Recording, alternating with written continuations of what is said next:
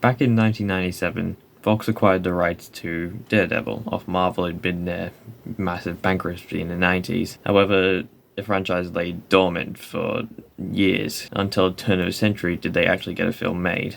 In 2001, Mark Steven Johnson handed in a script for Daredevil. It was regarded as character-driven, darker, grittier, and Kevin Feige even claimed it to be one of the best scripts Marvel's ever had. On top of this, Fox increased the budget of the project after Sam Raimi's Spider-Man did so well. However, when 2003 came and Daredevil released in theaters, all of this promise just wasn't there, even the director claiming it lacked a lot due to half an hour being forced out of the film, and the fact it focused on a love story instead of, Daredevil, the main character. Through the years, the film's been mainly forgotten, only really mentioned in passing by Ben Affleck as he says how much he hates superhero films as he plays Batman. However, in 2004, something interesting happened. As Elektra, this spin-off to Daredevil, was releasing by early 2005, they decided to reignite interest in the franchise in order to also boost sales of Elektra at the same time. To do this, they released the DVD version of Daredevil Director's Cut. This added 30 minutes to the film of cut footage and removed all the censorship violence, therefore increasing the rating to an R and a 15 here in the UK. There is no proof that Daredevil even exists.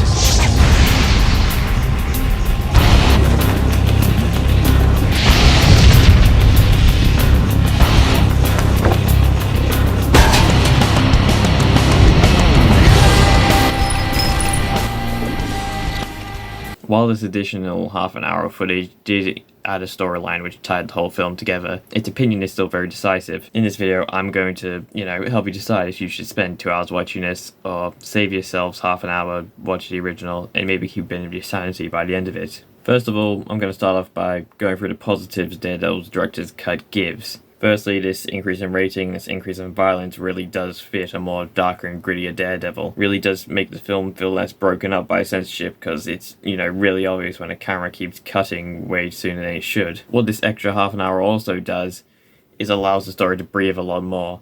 You get to, think upon things and it's not just shoving random shit in your face like the original does. It also allows the final confrontation with Kingpin to be a bit more eventful.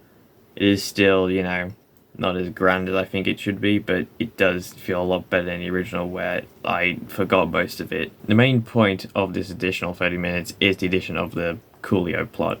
Essentially, we had the character played by Coolio, where Matt Murdock and Foggy Nelson are trying to unravel a mystery of why their client's being framed for something. This leads them all to the major plot points of the film. Instead of just, walking into it like it does in the original, it makes the film feel a lot better and also makes it flow a lot more. Its inclusion does make the film feel a lot better than you would expect. While I think the biggest issue with the Daredevil film in general is the amount of characters they tried to introduce. You've got Matt Murdock, Foggy Nelson, Elektra, Bullseye, and Kingpin. You're all trying to do in what's an hour and a half in the original film. This version does allow Matt Murdock to be more fleshed out. It's a lot of a better character. Even though I don't think it's, the same level as what you can get with the Daredevil show, it's still a lot better than the original.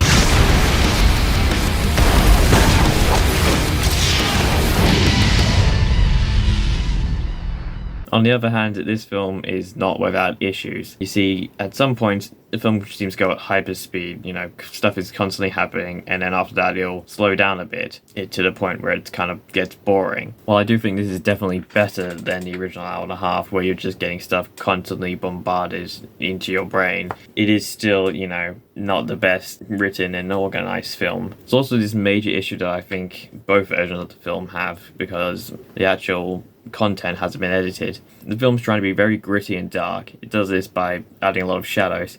I think the issue what that does is it just swallows up the entire set, swallows up a lot of shots. This film does feel like a lot of comic book panels being ripped straight into the screen, and while I think that's good, the issue is the other third of the screen is just pure darkness and it just doesn't look very good. I think this is a real issue we get with a lot of films that are trying to be dark and gritty. They just end up covering everything darkness and thinking it works without a lot of care it does take. I'm looking at one film specifically. AVP 2, Alien vs. Predator Requiem. Holy fuck, have you ever heard of a longer fucking name than that?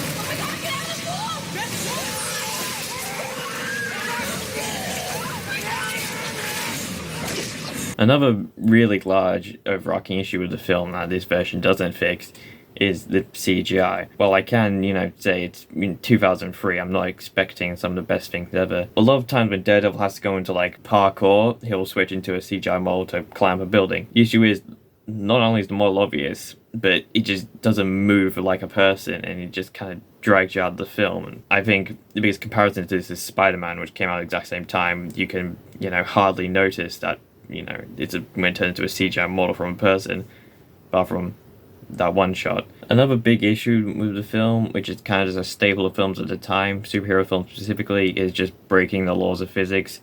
And I think why it's really bad here is the film's trying to be serious and grounded. As the issue is here, I feel like I'm going from watching a really serious film to then a really cartoonish comic book film. Any other complaints I had with the film would just be really nitpicking, and I don't want to get bogged down in that.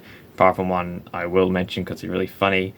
Colin Farrell as Bullseye, it's decent enough performance. But most of the time he goes from, psychotic, long bits of dialogue just to non-verbal grunting, and it's really funny.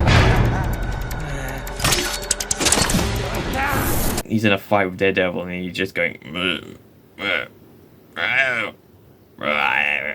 after he's just, told him I was going to murder him and his girlfriend and everyone he loves. I think overall, the director's cut is definitely an improvement. I can't argue it's not. But I think the real issue is it doesn't really fix many of the issues because nothing really was changed. You've still got 5 supporting characters all squishing Daredevil, the title character, where the fact is you can't, really get connected to him in the same way you can in something like the Daredevil show. And while my rating for this only increased from 5 out of 10 to 6 out of 10, I think that improvement is still pretty good because it went from just a decent, forgettable film to a slightly enjoyable. Like, I might watch this again at some point in my life. So would I recommend you watch Daredevil the Director's Cut? If you're interested, sure. If you never watched Daredevil, I would say just watch the Director's Cut, never watch the original. Worst case scenario, you might slightly enjoy yourself. There's countless director's cuts out there for superhero films and such. You've got, Richard Donner's Superman 2 or Zack Snyder's Justice League. I could also go over those films one day if you want me to, but I'm just going to keep it at this for now. If you've seen it and you disagree with me, if you just want to write in the comments how much you hate Daredevil, go ahead, I won't mind. Anyway, that's about all I have to say. See you next time. Good night, good morning, whatever the fuck. See ya.